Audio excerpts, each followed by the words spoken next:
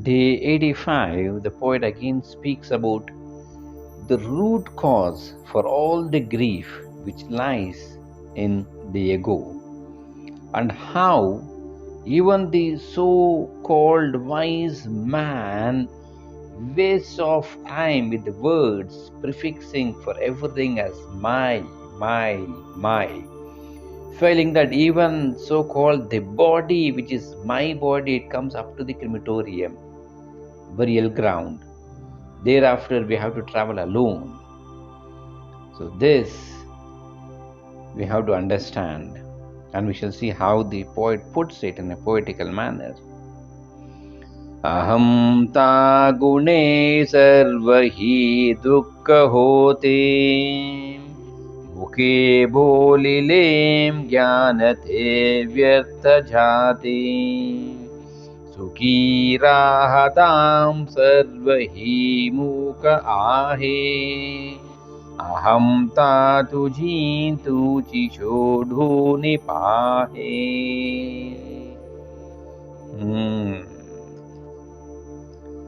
Now he says, Aham tha gune sarvahi dukkha hotho. He says, ego is the cause for all miseries, humiliations, disappointments, grief, sorrow, hatred, whatever you call it as, everything, the root cause is ego. If we don't have, there's nothing. For example, just imagine a youth is getting down the stairs and he slips and he falls. Then what happens? If there are nobody around, just he gets up, just wipes here and there and starts to walk. See, the incident is not causing any problem for an individual. He is slipping the stairs is not the cause for any pain, for any grief. Just imagine some colleagues or some classmates or a teacher has seen. Then there is a feeling. He puts his head down and then he walks along. If an unknown person sees, the feeling is different. When a known person sees, the feeling is different. You see how it plays the mind with ego. Just imagine this youth, when he had fallen, just imagine that his fiancé or her fiancé has seen. Then what is the feeling? This is one part. Next, the same instant, somebody says, don't you know how to get down this staircase? For the past 40 years, I have been walking up and down, going up and down, crossing roads. Now that person says, oh, I don't even know how to walk. Look at the feeling. So, per se, the incident is not the cause for that, but it is the truth value that we give and what we imagine about that incident as to what others feel, think, and perceive is the cause of our pain or grief. Isn't it? The incident by nature, nothing. Even a small baby, a child, when a child, when it falls, you don't pay attention. Then the child gets up again, holds the cot or a wall support and it starts to walk. The moment you see, the child cries. Think, understand the play of mind. So, everything is rooted in ego. I and my image. That is what the poet says in the next line. मुखे बोलिले ज्ञान तो व्यर्थ जाहे. Muke, we keep on saying with our mouth, bolele by mouth, gyan to vyartaja. He says, all that we say with our mouth, about what? All the preachings of the good is gone. Isn't it, think? All my, it's all waste of time. Don't you think so? My house, my building, my body, my children. Who are there with you? Children, they settle overseas abroad. Again, you are left alone.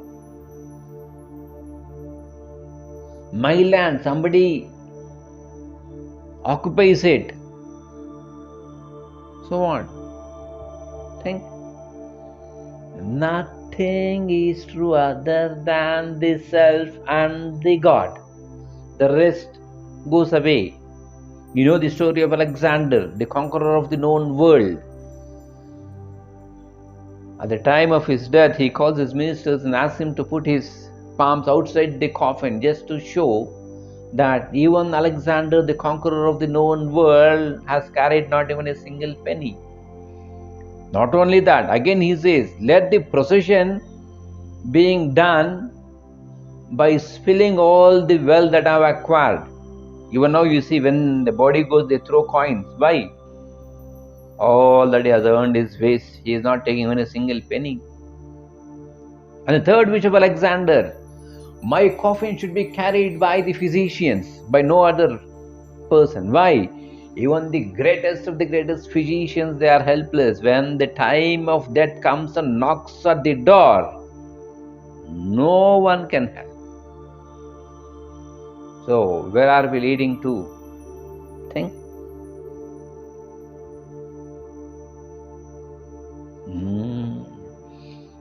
Alexander, he realized once he came to India, where he met a saint, he understood. But we staying here, still we are finding it hard to understand the ultimate truth. What a pity. Next. Sukhi sahatham sarvahi sukha ahe. He says, Sukhi, happiness, Rahata, it remains where? Where there is egoless state.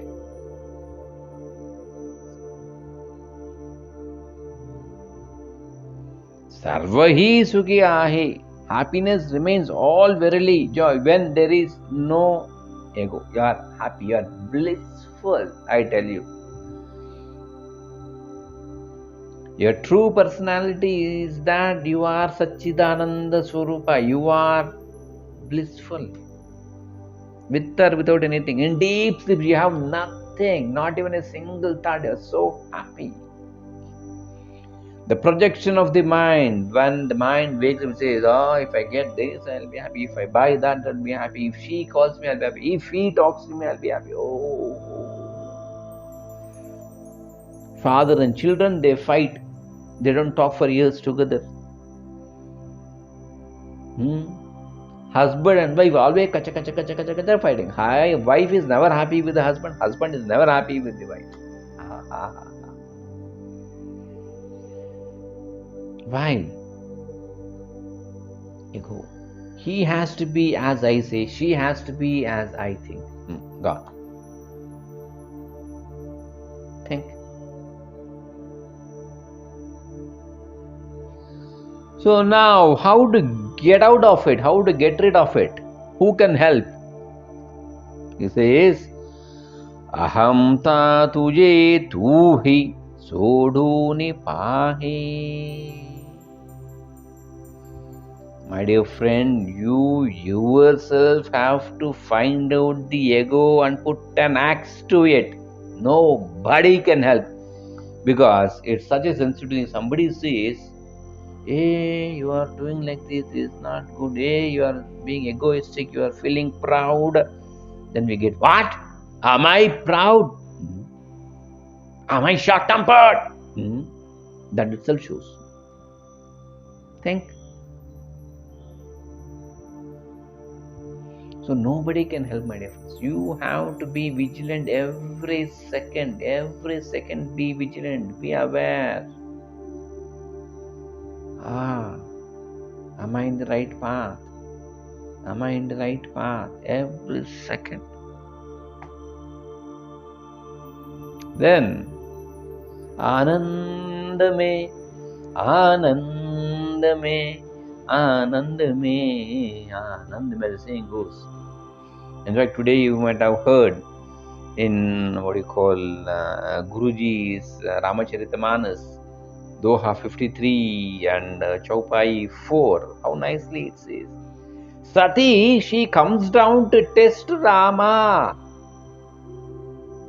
Isn't it? And she gets back to Shiva and she tells a lie about the humiliation. Look at that magnificent personality of Sri Ram. Isn't it? It goes like this. The tune I'm not that sure, but still. Dekh Shiva Vidhi Vishnu Aneka Amita Prabhavo Ekat Eka Bandata Charana Karata Prabhu Seva Bhibada Besha Dekh Sabdeva. These are how it goes. She gets bewildered, looking at all the gods coming and bowing to Sri Ram's feet, waiting upon him in their different garbs. Look at that. See the Sati's experience. That greatness, the infinite greatness of Lord Sri Ram.